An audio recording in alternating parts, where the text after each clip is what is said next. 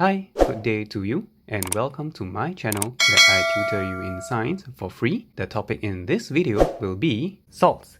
Salts is basically a class of chemicals where the hydrogen in an acid is replaced with a metal. Of course, some variations would also include the cation ammonia, and if the acid has more than one hydrogen, it takes only one of those to be replaced with a metal to be called a salt. And salts can be produced by these four reactions, and these forward equations need to be committed to memory. Salts can come in two forms: the anhydrous salts and the hydrated salts. Hydrous means water, anhydrous means no water, means the dry version where it's heated to dryness, and hydrated salts means the crystallized version, and usually when you see the formula it has a dot H2O. The code number at the back for the coefficient of the H2O is not crucial, you don't have to remember them, but when you see the dot something H2O you will know that this is a crystal. And because of the H2O, it helps the cation to produce a color. So when you can see like copper 2 sulfate crystals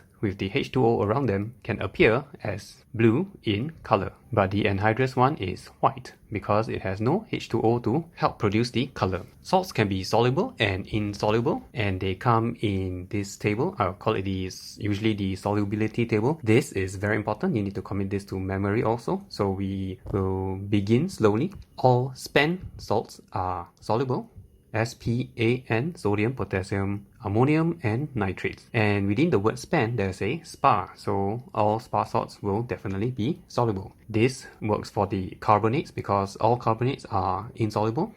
All carbonate salts are insoluble. Then next we go on to the chloride, and chlorides are soluble except lead and silver. LS, what I commonly like to tell my students, is the lao sai, which means diarrhea. Your lao sai chlorides are insoluble. Okay, some mnemonics need to come as a shock so that you will remember for a longer period of time. Okay, next will be sulfate. A less morbid way to remember the abbreviations will be lazy Charlie Brown, LCB, lead, calcium, barium. This is also taught to me by my students after teaching for several years. I find it's quite cute, so I remembered it. And take note that for this all chlorides thing, it can also mean the other group 7s, your bromides and your iodides. So silver iodide is over at the insoluble side as well, silver bromide as well. Okay, and this table needs to be committed to memory. And there's an interest in this chapter for preparation of salts, and to do this, your understanding and memory of the earlier two tables must be pretty solid. Okay, so there are three methods: precipitation,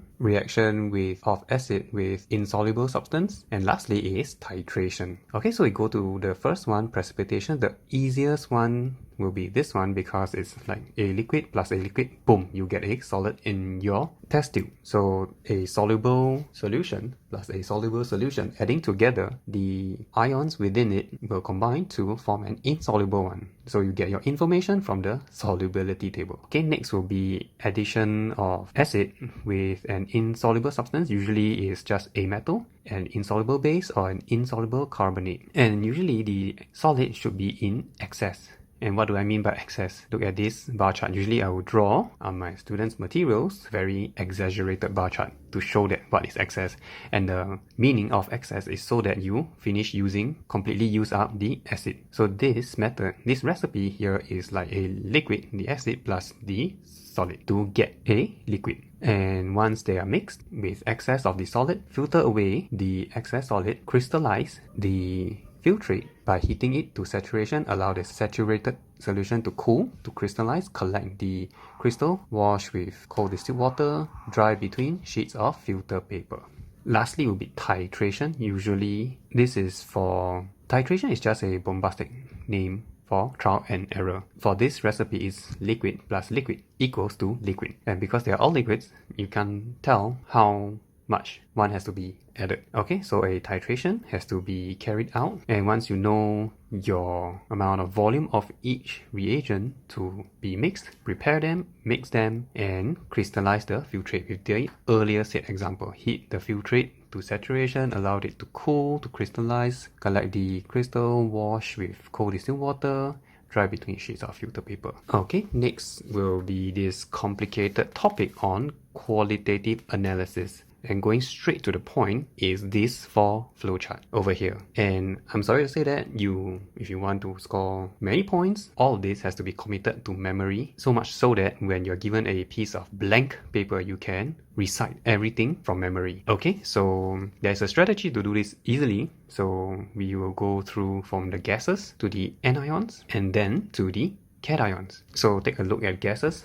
The most popular one over here will be the hydrogen, because it will extinguish the lighted splint with a pop sound. Remember, it's lighted, means you need to see the flame. Next will be the oxygen. It rekindles a glowing splint, so it does not have the flame, but it has the glowing amber. Once you see that the amber is brighter, it's considered rekindled. Carbon dioxide is a very common example. I believe you have already learned this. You have to bubble it through lime water, producing white PPT. And the pungent one, ammonia, because it's a basic gas, it turns litmus paper blue. And chlorine, it's slightly acidic in nature, it turns litmus paper red, and because it has a bleaching property, it will bleach the litmus paper. Turn red first, then bleach.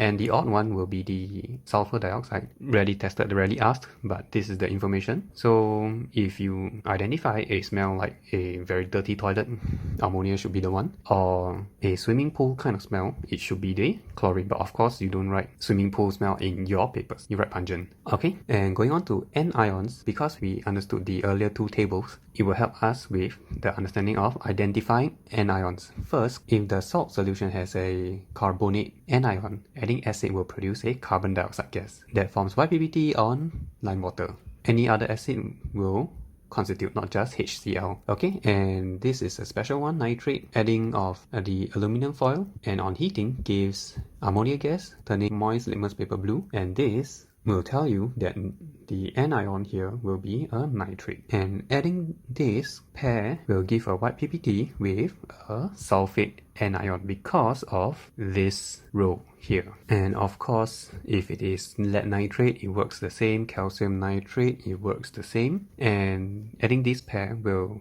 give a white PPT on chlorine ions because of this row. And bearing in mind that the silver can be changed to lead as well, the anion white PPT can be in other colors based on the other group 7 anions, iodine, bromine. Okay, finally we go on to the cations. Cations, we can look at them side by side. The sodium hydroxide versus the ammonia one. So easy, iron 2, green PPT, iron 3, red PPT. Once you point in, you get this is the answer. Okay, light blue PPT will be this, but however, adding excess ammonia, aqueous ammonia, you will get a deep blue solution for copper 2. It's a very nice deep blue color. Okay, the white PPT will be quite a variety. I remember them as ZPC.